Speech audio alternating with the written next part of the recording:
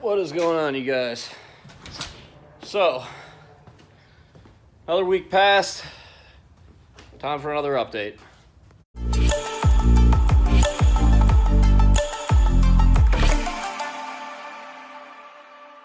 So, unfortunately, I didn't get a crazy amount of work done this weekend.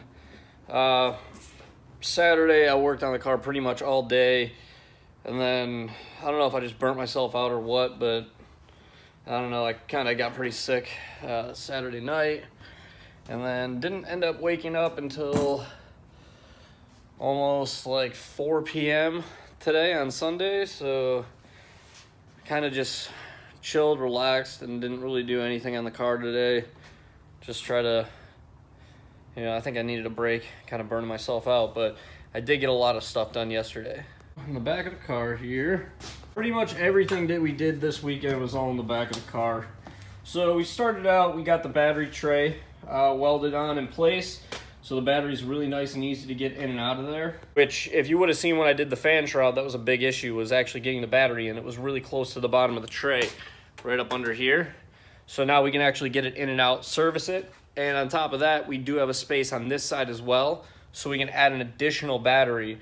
That way we don't have to worry about them dying. Sometimes when starters heat soak, you gotta crank them and they take a little bit longer to start. You can kill batteries easily, so it'll be nice to be able to fit a second battery in there. So we got that done. And then while we were at it, we made this nice little fan shroud bracket down here, which, it was kind of a last minute decision to add that on there, but I'm pretty happy with the way it turned out.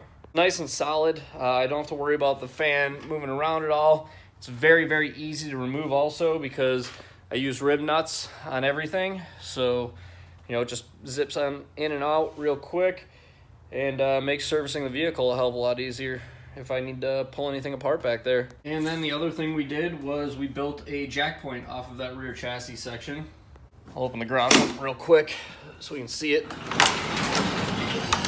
So it does hang down below the bumper. It's really easy to get to it and jack the car up from there.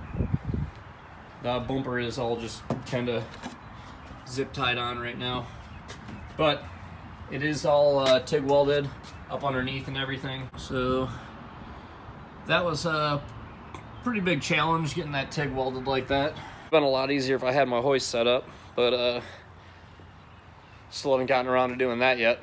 While I was at it, I know I said in my previous video I was planning on MIG welding these plates and everything on there. I did end up actually just going ahead and TIG welding that all the way on while I was doing the jack point.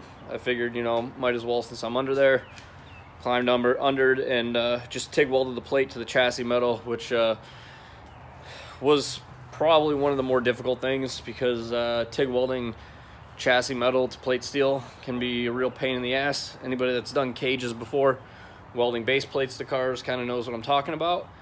And on the frame rails, it was actually even a little bit more challenging because you're on the edge of that thinner sheet and you have a thick plate, so you got to kind of concentrate the heat on the plate and bring it into the dirty chassis metal, and it kind of wants to burn away and stuff like that.